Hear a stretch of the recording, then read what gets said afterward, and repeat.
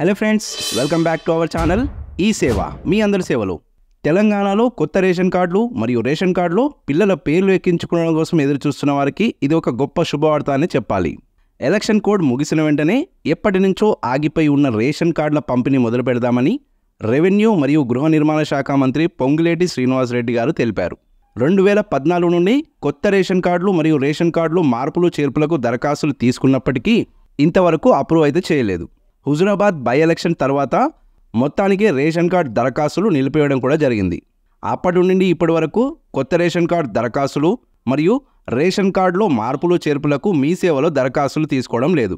2014 నుండి దాదాపు 88,000కు పైగా రేషన్ కార్డు దరఖాస్తులు వచ్చినట్లు అధికారులు అంచనా వేశారు. కాంగ్రెస్ ప్రభుత్వం ఏర్పడిన తర్వాత ప్రజాపాలన దరఖాస్తులతో పాటు రేషన్ కార్డు దరఖాస్తులు పెట్టుకోవచ్చని తెలపగా ఏకంగా 58,000కు పైగా దరఖాస్తులు వచ్చినట్లు అధికార వర్గాలు తెలిపాయి. ఎన్నికల కోడ్ ముగిసిన తర్వాత పెండింగ్లో ఉన్న రేషన్ కార్డు దరఖాస్తులు అన్నిటిపై ఒక క్లారిటీ అయితే రాబోతుంది. అయితే కొత్త రేషన్ కార్డులకు కొన్ని నిబంధనలు మాత్రం పెట్టే అవకాశం ఉంది. ఈ రేషన్ కార్డు నిబంధనల గురించి మనం ఇదివరకు వీడియోలోనే చెప్పుకున్నాం.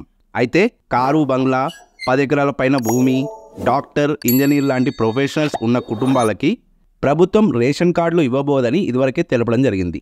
కేంద్ర రాష్ట్ర ప్రభుత్వాలు అన్ని గవర్నమెంట్ పథకాలకి రేషన్ కార్డులను ప్రామాణికంగా తీసుకోవడం వల్ల ప్రతి ఒక్కరూ కొత్త రేషన్ కార్డులకు దరఖాస్తులు చేసుకుంటున్నారు.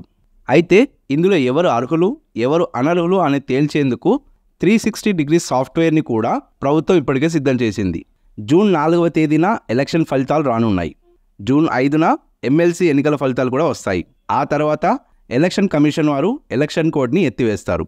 అప్పుడు ఈ రేషన్ కార్డులపై ప్రభుత్వం ప్రకటన విడుదల చేయబోతుందని అధికార వర్గాలు చెబుతున్నాయి.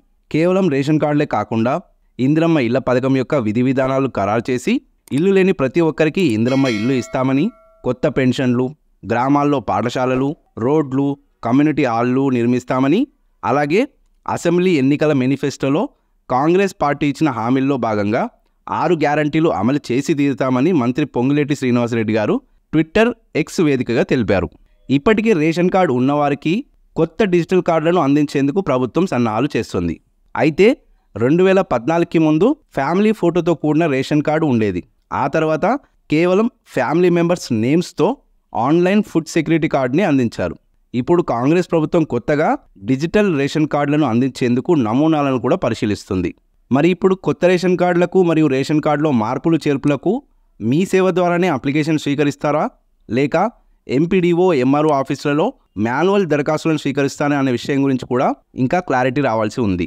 మీ సేవ ద్వారా దరఖాస్తు చేసుకుని ఇప్పటికే పెండింగ్లో ఉన్న రేషన్ కార్డు అప్లికేషన్ల పరిస్థితి ఏంటి అనే విషయాల గురించి కూడా ఎలక్షన్ కోడ్ ముగిసిన తర్వాతనే తెలిసే అవకాశం అయితే ఉంది.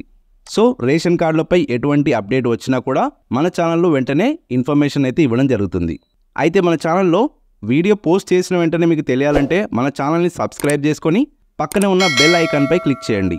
ఓకే ఫ్రెండ్స్, ఈ ఇన్ఫర్మేషన్ మీకు నచ్చితే వీడియోని లైక్ చేయండి మరియు అందరికీ షేర్ చేయండి. ఇలాంటి మరిన్ని యూస్ఫుల్ అండ్ ఇన్ఫర్మేటివ్ వీడియోస్ కోసం మన ఛానల్ని తప్పకుండా సబ్స్క్రైబ్ చేసుకోండి. Thank you.